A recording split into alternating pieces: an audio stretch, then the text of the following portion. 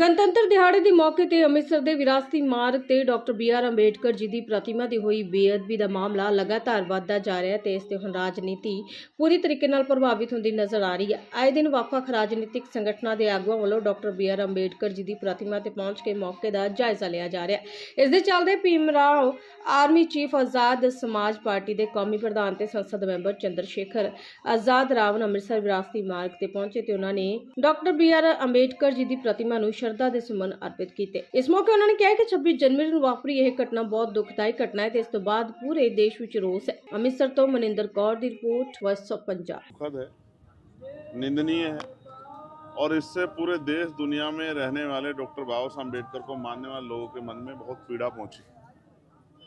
पीड़ा इसलिए क्योंकि ये जो धरती है ये संतों गुरुओं और महान पुरुषों की धरती है और जिस तरह के एटमॉस्फेयर में सरकार की कमी, पुलिस और एडमिनिस्ट्रेशन की कमी के कारण इतना बड़ा धक्का जो है यहाँ हुआ है।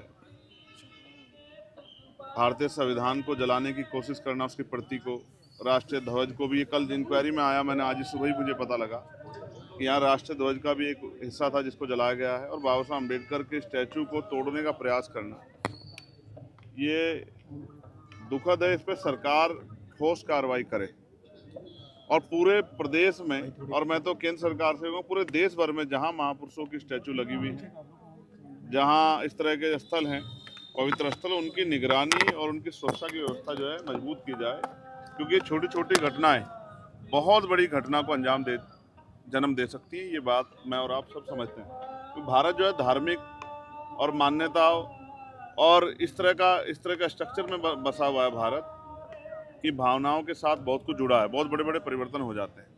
तो मुझे वहाँ से यहाँ इसलिए आना पड़ा क्योंकि जिस तरह से लगातार लापरवाही बरती गई, और अभी भी मैं इस बात को लेकर चिंता में हूँ कि मैं वहाँ ऊपर जाना चाहता था लेकिन सीढ़ी नहीं है, तो मुझे नीचे खड़े होकर माल्यार्पण करना, लेकिन अचानक उस दिन एक दिन रात पहले कैसे सीढ़ी लगी और फिर इतना बड़ा वहाँ से यहाँ तक वो ज्वलनशील पदार्थ लेके आना और ये सब चीज़ें करना। तो पुलिस क्या कर रही थी, सुरक्षा एजेंसियाँ क्या कर रही थी, हमारा इंटेलिजेंस LIU क्या कर रहा था, और फिर इतनी देर तक। और मुझे तो यहाँ के लोगों पे भी जो है थोड़ा सा इस बात से लेकर मेरा क्रोध है कि उसकी वीडियो बनाने की वजह उसको चक्कू ले लेना था तत्काल ही। जो बंदा इस तरह की हरकत कर रहा है कि सेंटिमेंट खराब करने का काम कर रहा है, माहौल बिगाड़ने का काम कर रहा है पूरे प्रदेश का, देश का, ऐसे लोगों को छूट क्यों देनी। तो उस पर सख्त से सख्त कार्रवाई हो, उस पर NSA लगाया जाए, क्योंकि राष्ट्रीय ध्वज का अपमान करना है, संविधान का अपमान करना है, देशद्रोह है। तो देशद्रोह की धाराओं में उसको ऊपर बढ़ाई जाए और उसके पीछे की पूरी इंक्वायरी जो है उसकी इतनी निष्पक्ष हो कि ये पता लगे उसके पीछे कौन है। क्योंकि ऐसा भी लगता है कि यहाँ का माहौल बिगाड़ने के लिए जो भाईचारा यहाँ बना हुआ है, उस भाईचारे को तोड़ने के लिए भी ये किया गया है। जैसे कोई बता रहा है कि उसका ब्रेन वहाँ वॉश हुआ, कहीं भी वॉश हुआ हो, ब्रेन वॉश करने का मतलब अगर कोई भी अपराध करेगा तो अपराधी के साथ तो अपराधी जैसा ही सलूक होगा और उस पर सख्त कार्रवाई हो कि दोबारा कोई ऐसी घटना ना करे। ये हमारे मन में चिंता है। मैं यहाँ की सरकार से मांग करता हूँ कि धार्मिक स्थलों की सुरक्षा सुनिश्चित करे सभी धर्मों के। और ये जिस तरह का लॉ एंड ऑर्डर यहाँ फेलियर हुआ है, कई घटनाएं जो है, कई सिंगर और बहुत सारे लोगों को जिस तरह उनकी जान को नुकसान पहुँचा है, मैं सरकार से भी कहूँगा कि जो हमारे धार्मिक गुरु हैं उनकी सुरक्षा भी सुनिश्चित किए जाए कि ऐसा ना हो किसी एक छोटी सी घटना से एक बहुत बड़ी चिंगारी लग जाए।